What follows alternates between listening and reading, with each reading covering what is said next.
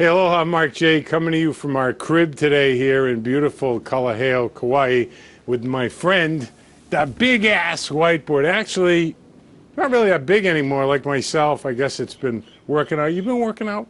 Anyway, I want to talk with you today, and the reason I have this up here is I'm going to share some numbers with you today that will help you break one of the basic assumptions that you've probably been taught, just like I was. And of course, we see peddlers teaching this all the time, and well-intentioned leaders teaching it all the time. And what is it that they're teaching? That it's easier to give birth than raise the dead. It's easier to give birth than raise the dead. It's easier to give birth, in other words, sponsor new people rather than try to resurrect or regenerate distributors that aren't doing anything. Now, this nonsense absolves peddlers and leaders of responsibility. They miss a great opportunity, the leaders. The peddlers, of course, they want you to believe that because that way they keep selling you their crap, their magic systems and leads. Anybody that's followed this blog knows point blank, leads don't build leaders. So let me share with you a great discovery when I sat down and I re-examined that basic assumption. And this is one of the big problems that we all face in life. When we have a problem, and let's say it's the frame, we keep looking at the frame, why won't it sit right in a problem, when in reality, maybe the basic assumption that the board was square was wrong. So this is a big breakthrough for you. Let me give you some numbers here. In our industry, which is a tremendous business model, okay, what you find, and you can check this out with your own company, what you're going to find is 0.1% to 0.2% are making gangster money. Okay, that's not very many. 0.1%. Take a look in your company bulletin and see the 2 or 3 people that are making $30, $40, $50, $100,000 a month. And if you have a company that's making maybe 25 or 30 of them are making that kind of money, look at the total number of distributors and you're going to find for the most part it fits right in here. But that's not the bad news. The really bad news is you'll find about 2 to 3% of the people are making a little over, around $4,000 a month, okay?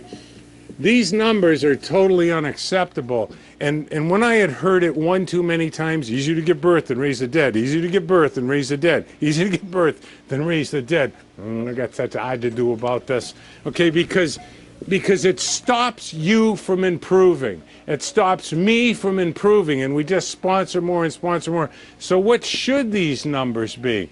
Well, again, this is another one of those hilarious things that network marketers do, and I did it too, so I'm not being critical of everybody here, but it's the 80-20 rule, okay? The 80-20 rule. What do MLMers teach?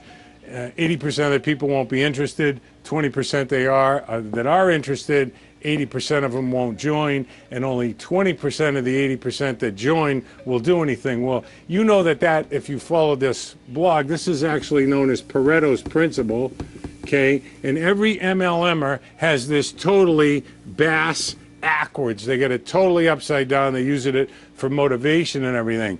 What Pareto actually taught, and when I looked at that basic assumption one time, is it really easier to give birth than raise the dead? Is there something I'm missing here? So here's the key, okay? Pareto taught that 20% of your organization should generate 80% of the sales.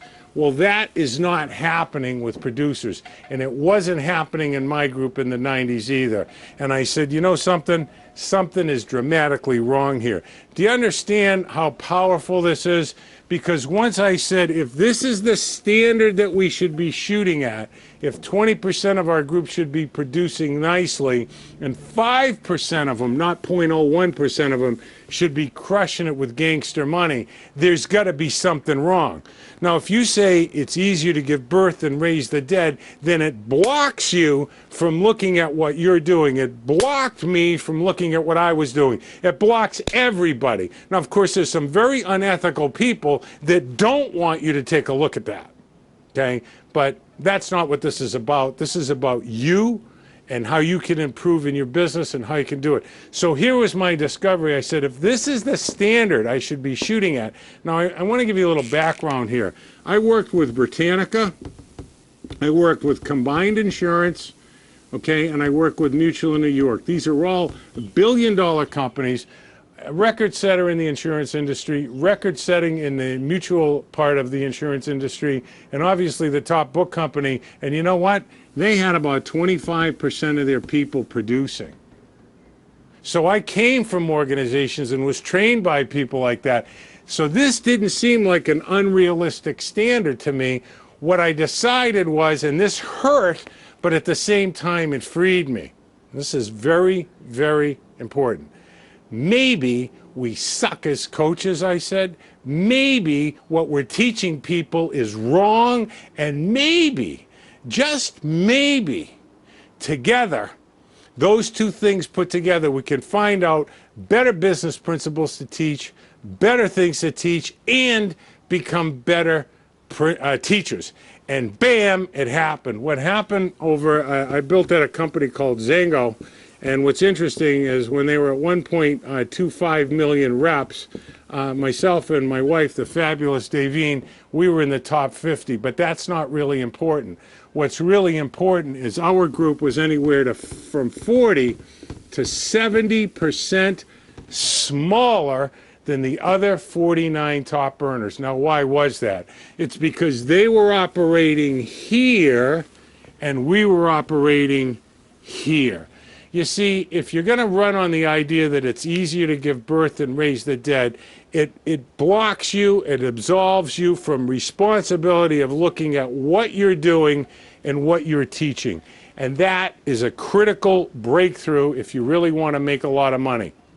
So if 97% of the people fail in the network marketing industry to make any significant money, and let's face it, $2,000, $3,000, $4,000 a month from 20% of your group making that kind of money would make a massive difference. It would make a difference so big you couldn't even count the money. And that's exactly what happened for people that adopted this basic assumption from a different angle. Not it's easier to give birth than raise the dead, but hey, maybe we could improve in what we teach, how we teach it, and how we execute it.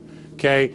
Now, it's sure magic, you know, for the peddlers of the leads and the magic systems, because they want you to reach for an instant solution, but you're smarter than that. Let's be honest with you about it, okay? So what you want to do is go back to your team and tell them, these are the dead ones, okay? You go back to your team. So here's your team. If you've been in the business for 2 years, and you've got 400 people in your organization, you probably have about 300 of them that are dead, that are inactive. You go back to as many of these people as you can, and this is what you tell them, that you've made a remarkable discovery. And what you want to do is right on this website, go over to the more skills or free training, and go through how to be a great storyteller. And tell them you've made a remarkable discovery, that this business is about skills and helping people learn those skills hands-on. Then find out what they originally wanted and show them the training. Again, all the stuff, as you know, is free. What goes through the prospect's head, and then tell them that you're going to work with them until they get what they want. That's exactly what I did. And my wife, who turned into the second top producer that I had on my team, was one of those people that was dead. And we raised the dead. Are you going to raise a lot of them? Yeah, you'll raise some of them. Should you put all your time into that? No, that's not what I'm saying. Most of them won't even have a conversation with you. But this is what's really interesting.